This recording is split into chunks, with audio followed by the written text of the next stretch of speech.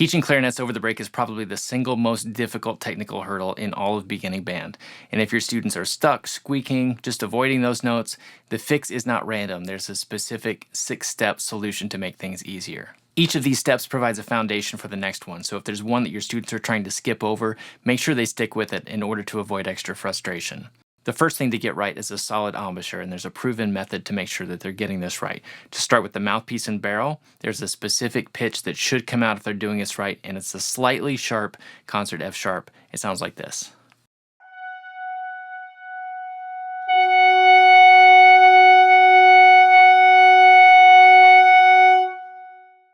Sometimes the student's pitch is too high, and they just need to relax their embouchure a bit. Usually though, if the pitch is off, it's too low. And so they either need to raise their tongue level and use more of an E syllable when they play, or they need to get their top teeth more firmly on the mouthpiece. One thing that you can do to help that is to get a bunch of these mouthpiece patches.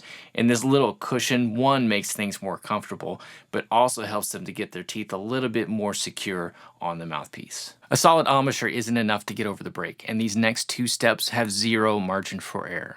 The next step is playing down to a low G, because that makes sure that students are covering the holes properly. Here's where we really want to pay attention to finger position. Now, as someone who started on piano, it seems strange that we would play an instrument with anything but nicely curved fingers, but that's not what we want for clarinet. We want a flat C, because that's going to put the fleshiest part of our fingertips on the holes and give us the best chance to completely seal them. We want to pay attention to their right thumb placement. If they're getting it too far to the left, that's going to make sure that they have to curl their fingers, so we want to make sure that the fingernail is right underneath that thumb rest. Something we do for our students is to have some foam pencil grips on hand, and we cut those into thirds, and then we can take it and just slide it over the thumb rest. And that makes it more comfortable and also helps them get in the right position, which is going to help their fingers get in position to seal off those holes down to low G. And then we have an exercise where they isolate each one of those notes going down to low G, like this one.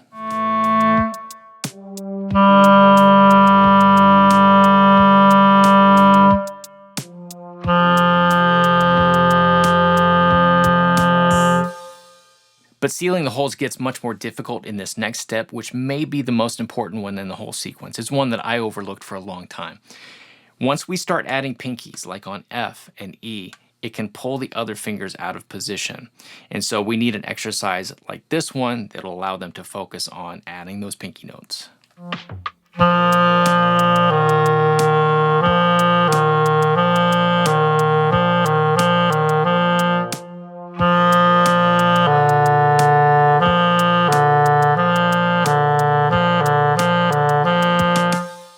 If your students are struggling with this step, it may be time to kind of back off this whole process a little bit and give them time to grow, because if their pinkies aren't long enough and it's just awkward to get into it, it might cause a lot of frustration at the time. So it might be good to focus on other aspects of clarinet playing and then come back to that when they're ready for it.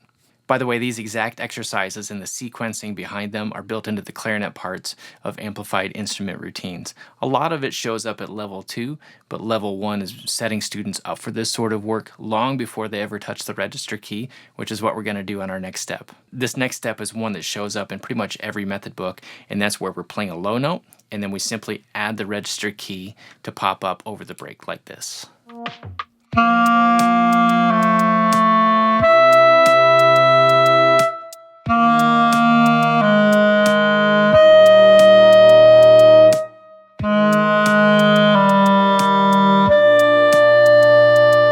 Be sure to think about the notes you're starting with on this step, because even though B and C are some of the first notes we're going to need musically when students cross the break, there may be some of the most difficult notes to play on the instrument. So your students are going to have more success starting with low G and going to high D, or even low C and going to high G, than notes involving the pinky keys.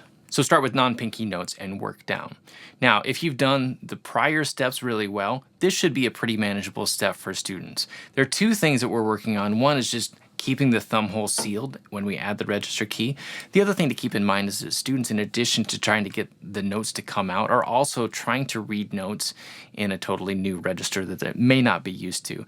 And so having an exercise that allows them just to make a technical change without having to overthink the notes that they're playing is really helpful.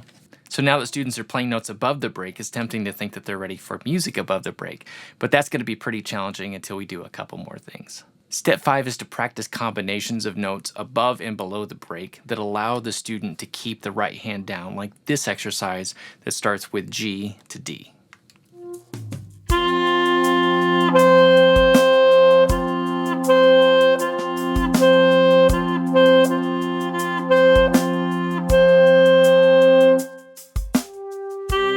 Now students can not only play high notes, but they can get back and forth across the break. Still, I think there's one more step that they need to set them up for long-term success, and that is a progression of chromatic and major scales. That's going to work all the different combinations of notes around the break, and it's also going to get them more familiar and comfortable with the different pinky fingerings that they need. Unfortunately, the first major scale that they would learn is one of the most difficult at first, and that's the C major scale, because you have that A to B transition, which is pretty challenging. So we get that started, but then we typically just set it aside, and then we'll learn the F and the G scales, which are both completely below the break, and then eventually we'll come back to C. Once students are in their third year, I make sure that we're just kind of tackling it, and I have them, in order to pass off a scale, they have to play the octave that crosses the break. So these exercises don't let students off the hook. They still have to practice. They still have to be persistent. But this sequence makes sure they're on the quickest path to success. So if having a sequence like this for all instruments would be helpful for your teaching, you can learn more at amplifiedwarmups.com/routines. But whether you use my materials or not, try adjusting your sequence, especially when it comes to teaching clarinets over the break, and see what happens. Thanks so much for watching, and we'll see you soon.